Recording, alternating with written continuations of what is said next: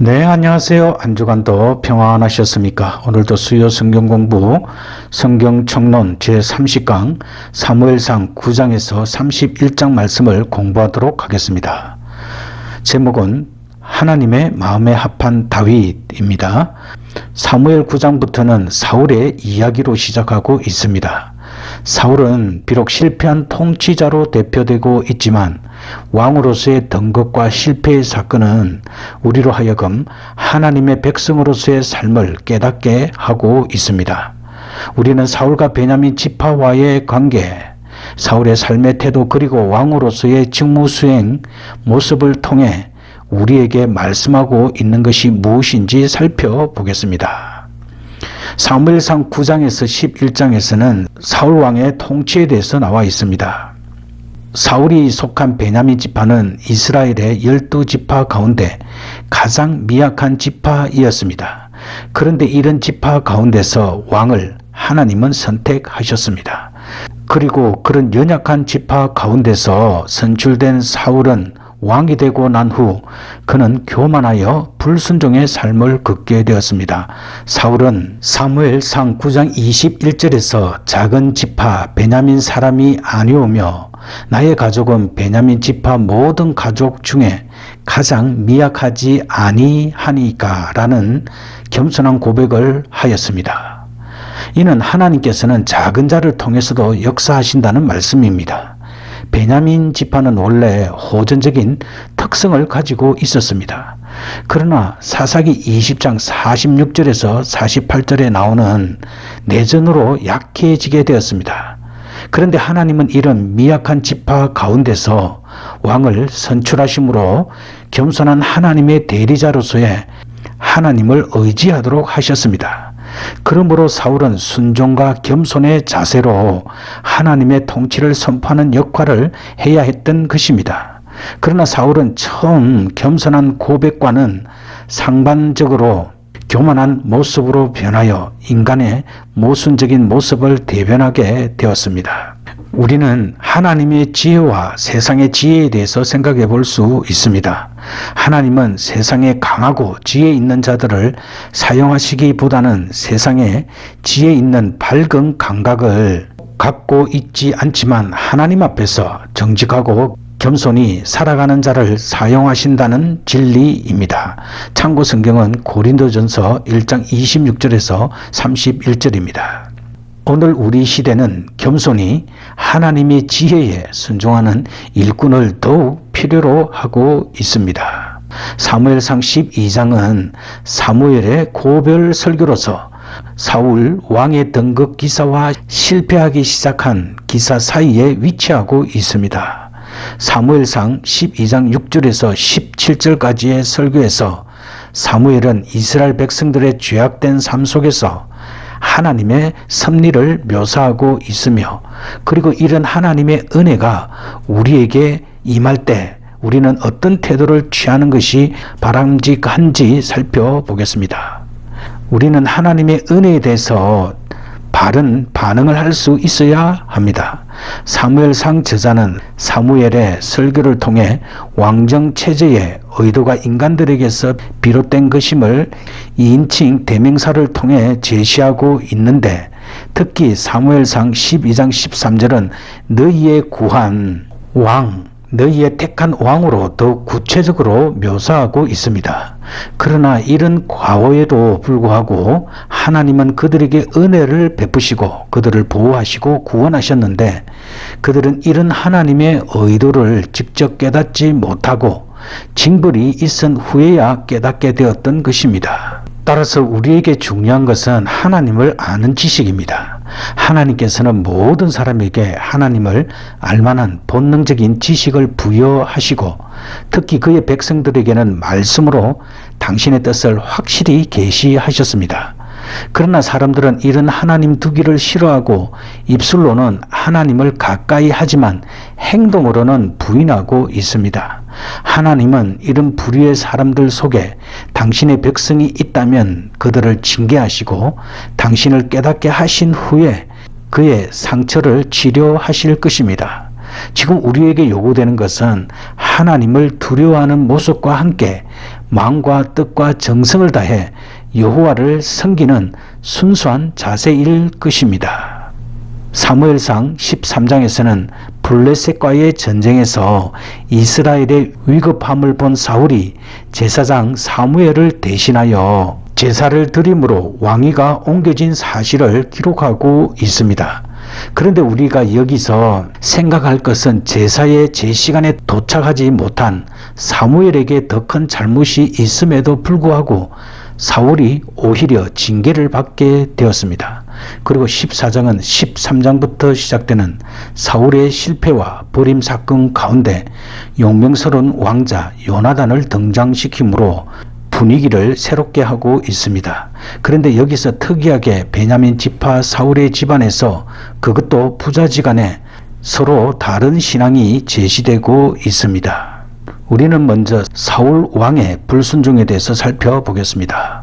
사울은 모든 압제에서 건져내신 하나님을 잃고 인간적인 좌절에 빠져 재정분리 시대에 하나님의 명령을 어기고 위기의식에 치우친 나머지 선지자 사무엘을 대신하여 제사를 행하였습니다. 이것은 어떤 상황 속에서 하나님보다 자신과 인본주의를 따르는 불순종을 경계하는 것입니다. 그러나 이런 사울의 불순종과는 다르게 요나단의 확실한 신앙은 타락한 공동체 속에서도 경건한 신앙을 지켜가는 신앙인의 모습과 그에게 베푸시는 하나님의 은혜를 말씀하고 있습니다. 그리고 우리는 상황과 신앙에 대해서 살펴보겠습니다. 우리는 사울의 잘못된 행동은 쉽게 정죄하지만 나 자신에게는 적용하지 않습니다. 그러나 우리 역시 사울과 같은 위급하고 두려운 상황에 처할 때 먼저 하나님을 생각하기보다 나의 이성과 경험을 통한 판단이 앞서게 됩니다. 만일 우리에게 두렵고 힘든 상황이 닥친다면 우리는 먼저 과거에 나와 함께 하셨던 하나님을 되새기고 그분이 하신 말씀에 굳건히 서서 언제나 함께 하심에 확신을 가져야 할 것입니다. 이런 훈련을 통해 우리는 좀 더 하나님의 온전한 백성으로 변화되게 되는 것입니다. 사울은 하나님과 이스라엘 백성 사이에 대표자로서 당시 이스라엘 상태를 대변하고 있습니다. 그러므로 우리는 사울과 하나님과의 관계 속에서 우리의 실수와 과오를 발견하고 그의 백성으로 살아가는 정도를 늘 확인하는 자세를 지녀야 할 것입니다. 그리스도는 인간의 불순종으로 인한 모든 책임을 담당하시고 우리를 부르셨으며 또한 우리에게도 순종의 삶을 요구하십니다. 그러므로 그 은혜를 인식한 우리라면 그분 앞에서 순종의 삶을 살고자 하는 몸짓이 있어야 할 것입니다. 사무엘상 14장에서는 사울 왕의 아들 요나단이 왕명을 어기게 됩니다. 사무엘상 14장에서는 전쟁 중 단식 명령을 범한 요나단을 사울 왕이 처형하고자 했을 때 하나님이 민의를 통해 막으신 사실이 언급되어 있습니다. 요나단은 왕명을 범한 자로서 마땅히 응분의 징계를 받았어야 했음에도 하나님께서는 그것을 막으셨습니다. 그러면 하나님이 사울을 막으신 이유는 첫 번째로 부지 중에 범죄한 자는 회개함으로 용서받을 수 있다는 사실을 보여줍니다. 이 사실은 모세 율법에 잘 나타나 있습니다. 레위기 5장 1절과 5절 6절에 따르면 무심 중에 자신이 맹세한 것을 범하였을 때에는 여호와께 속죄제를 드림으로써 그 죄를 용서받을 수 있었습니다. 마찬가지로 어떤 왕이 명령을 부지 중에 범하였다 할지라도 그 죄를 뉘우친다면 용서받을 수 있는 것입니다.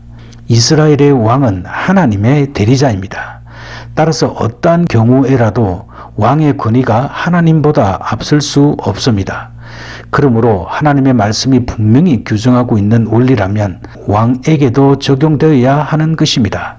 그럼에도 불구하고 사울은 이 같은 사실을 무시하고 자신의 왕권으로서의 권위의식에 도취되어 부지 중에 왕명을 어긴 요나단을 처형하려 하였습니다.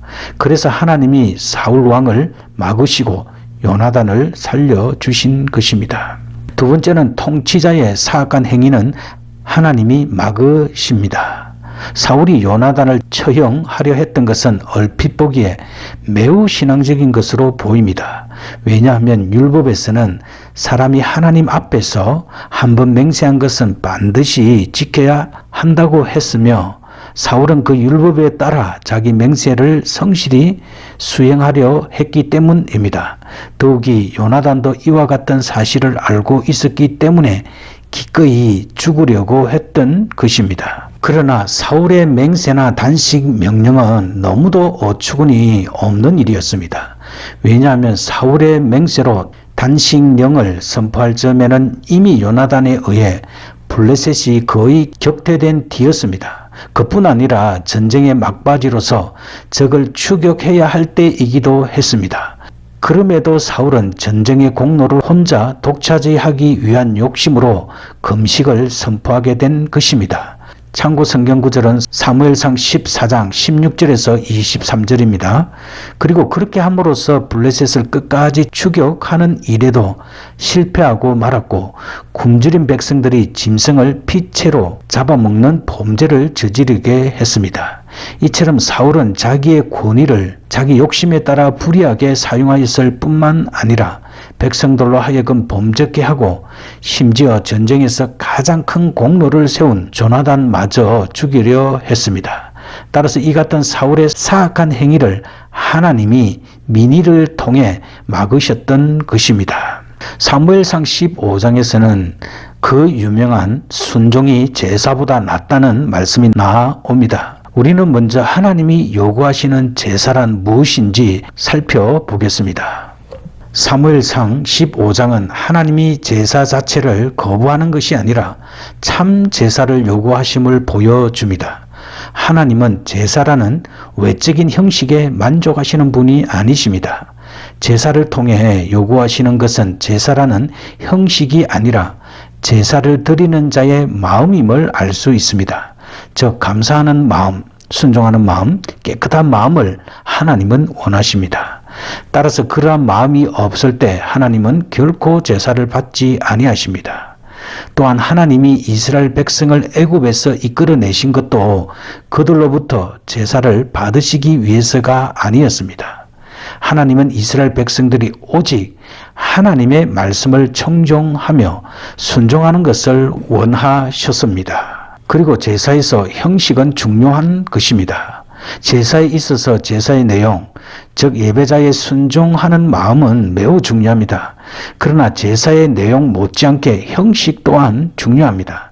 제사 형식의 중요성을 살펴보면 첫째, 하나님의 백성들이 그분과 만나는 교제의 통로로서 중요합니다. 인간은 죄인이라 하나님께 나아갈 수 없습니다.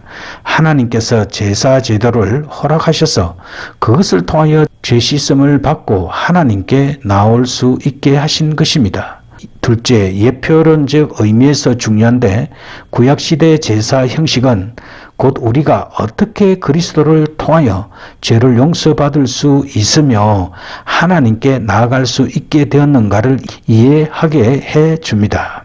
16장부터는 다윗이 본격적으로 등장하면서 대조를 이루게 됩니다. 사울은 점점 쇠퇴하고 다윗은 많은 시련 속에서도 하나님의 은혜로 그의 입지가 굳건히 되어감을 볼 수 있습니다. 따라서 우리는 다윗과 사울을 비교하여 어떤 의미를 갖게 되며 또 그를 통해서 하나님이 약속하신 것이 무엇인지 살펴봄으로써 하나님의 구원이 약속과 성취로 이어졌음을 말씀해주고 있습니다. 사무엘상 16장에서 18장에서는 드디어 다윗이 새로운 왕으로 등장하게 됩니다. 사울과 다윗은 대조된 모습으로 그들의 첫 만남을 시작합니다. 이때 사울은 악신이 들려 고통 가운데서 폐위된 상태였고 다윗은 왕으로 지목되어 성신의 감동으로 평화로운 상태였습니다. 어린 다윗은 믿음으로 골리앗을 이기게 됩니다. 하나님은 다윗을 택하시고 그의 믿음과 순종을 외모보다 중히 여기심으로 장차 나타날 만왕의 왕이신 예수 그리스도의 성격을 계시하고 계십니다. 그분은 하나님의 말씀에 순종하시고 죽음과 부활을 통해 우리에게 새 생명을 부여하셨습니다. 그리고 그분은 지금도 우리를 통치하시며 그의 통치는 압제와 군의에 의해서가 아니라 사랑과 정의와 평강으로 이루어지고 있습니다. 요나단은 다윗의 모습 속의 왕권과 더 나아가 그리스도의 통치를 찾을 수 있었습니다. 그래서 그는 다윗에게 관대함을 보일 수 있었던 것입니다. 사무엘상 19장에서 26장에서는 다윗이 사울 왕을 피하여 도주하는 내용이 나와 있습니다. 다윗은 하나님에 의해 왕으로 지목되었으며 그분 앞에서 순종의 삶을 살았습니다. 그런데 하나님은 이런 다윗을 올려 세우기보다 사울에 의해 잔혹한 추적을 받게 하셨습니다. 왕이 될 다윗은 고난과 역경 가운데 하나님 앞에 훈련을 받게 됩니다. 그리고 이런 삭막한 도주와 추적의 과정 속에서 요나단과의 눈물 어린 우정과 약속을 지켜 나갑니다. 사무엘상 25장에서는 아비가일은 그의 남편 나발과는 다르게 다윗을 후대하고 있는데 이런 아비가일의 태도는 다윗의 마음을 얻게 됩니다. 우리는 여기서 다윗의 고난과 승리에 대해서 배울 수 있습니다. 다윗은 많은 고난과 두려움 가운데서 실제로 머리 들 곳조차 없었습니다. 그런데 이런 도주와 고난은 그가 왕으로서 다스릴 자신의 땅에서 일어났던 것입니다. 그러나 다윗은 결국에 가서 하나님의 은혜로 고난과 역경 후에 승리를 얻게 될 것을 묘사하고 있습니다. 이런 다윗의 나라에 대한 약속은 아비가일의 고백 속에서 더욱 분명해지고 있습니다. 참고 성경은 사무엘상 25장 28절입니다. 따라서 우리는 다윗의 고난과 승리를 통하여서 우리 성도들도 고난과 영광이 있다는 사실을 배울 수 있습니다. 모든 성도들은 뜨거운 광야를 지나 예루살렘을 향해 기쁨을 안고 가는 디아스포라처럼 이 죄된 세상에서 고난과 역경을 인내하고 약속을 소망하며 살고 있습니다. 많은 죄악으로 둘러싸여 있는 현대를 살고 있는 우리는 다윗을 통해 이러한 교훈을 배워야 할 것입니다. 그리스도께서는 우리보다 먼저 고난받으신 후에 영광의 자리에서 우리를 부르시고 도와주시면서 인도하고 계십니다. 그러기에 이 세상의 삶은 슬픔과 절망이 아닌 소망으로 인한 기쁨과 평화의 삶입니다. 사무엘상 27장에서 31장에서는 사울 왕이 버림을 받게 되고 다윗은 왕으로 회복됩니다. 사울과 다윗은 이스라엘 백성들에게 있어서 위대한 왕으로서 그들의 전부를 의탁했던 자들입니다. 그런데 하나님은 사울을 죽게 하시고 다윗은 적군의 위치에 있게 하셨습니다. 블레셋이 이스라엘을 침공했을 때 다윗은 땅의 대적으로 있었으며 사울은 미약해져 무당의 힘을 의존하려 하였습니다. 결국 하나님은 이런 사건과 사울의 죽음을 통해 인간 중심의 통치자의 최후와 그들이 의지하던 자들에게 당하는 좌절을 가르치고 계십니다. 오직 백성을 신실하게 인도하시는 분은 하나님이신 것입니다. 따라서 하나님은 우리의 통치자이십니다. 그리스도의 통치가 완성되지 않는 현실 속에서 많은 사람들은 사울과 같은 통치자를 세우기에 분주합니다. 심지어 그리스도를 왕으로 고백하는 기독교인마저도 입술의 고백과는 다르게 자신의 의지와 세상의 정욕을 그들의 통치자로 내세우고 있습니다. 그래서 세상의 명예를 위해서 윤리와 양심을 손쉽게 저버리고 있는 것입니다. 이제 우리는 다윗처럼 대리자로서 하나님의 명령에 순종하고 나의 삶을 하나님이 지배하시도록 마음의 자리를 비워드려야 할 것입니다. 사울의 통치는 이스라엘 백성의 상대성과 개인적인 이기주의를 대변하고 있습니다. 반면에 다윗의 등장은 이러한 불순종을 무너뜨리고 하나님의 통치의 회복을 알리는 서곡으로 제시되었습니다. 아담에게 비롯된 인간의 불순종과 반역은 그 어느 시대를 막론하고 계속되고 있습니다.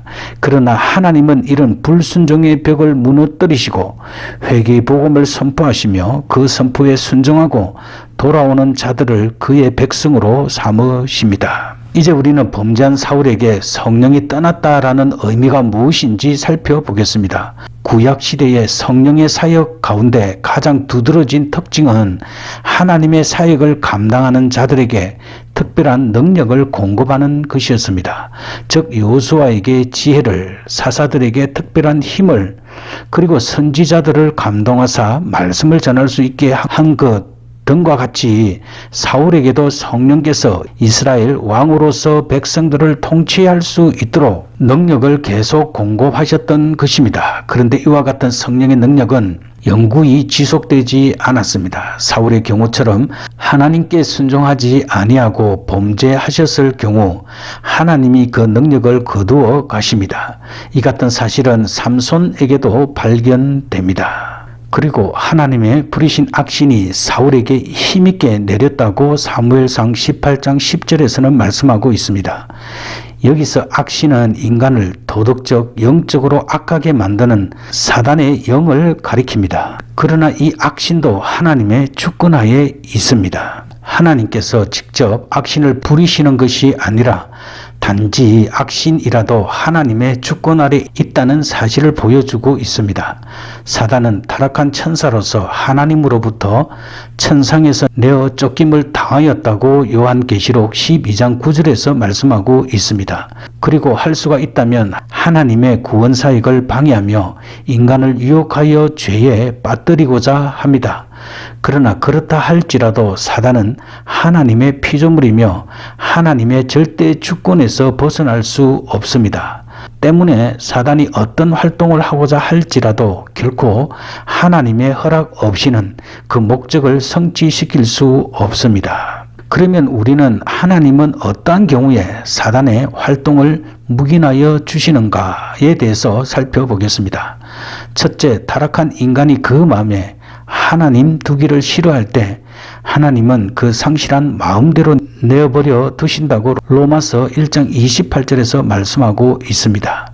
이럴 때에 인간은 자신의 죄악된 본성에 따라 모든 불의를 추구하게 됩니다. 이때 사단의 영이 강하게 역사하여 그가 속히 멸망의 구렁텅이 속에서 떨어지도록 합니다. 사울의 경우가 바로 이 경우에 해당된다고 볼 수 있습니다. 하나님과의 교제가 끊어진 사울이 다윗에 대한 극도의 시기심에 불타 있을 때 악신이 역사하여 다윗을 살해하도록 살인 의지를 심어준 것입니다. 둘째, 하나님의 사람들이 영적으로 미성숙 상태에 있을 때 그들을 연단하실 목적으로 사단의 활동을 허락하시기도 합니다. 참고 성경은 사무엘하 24장과 욥기서 1장 6절에서 12절입니다. 그러나 하나님은 백성들이 시험 당할 즈음에 피할 길을 보여주시고 스스로 그 시험에 빠지지 않고 말씀에 따른 선한 길로 나오게 하십니다.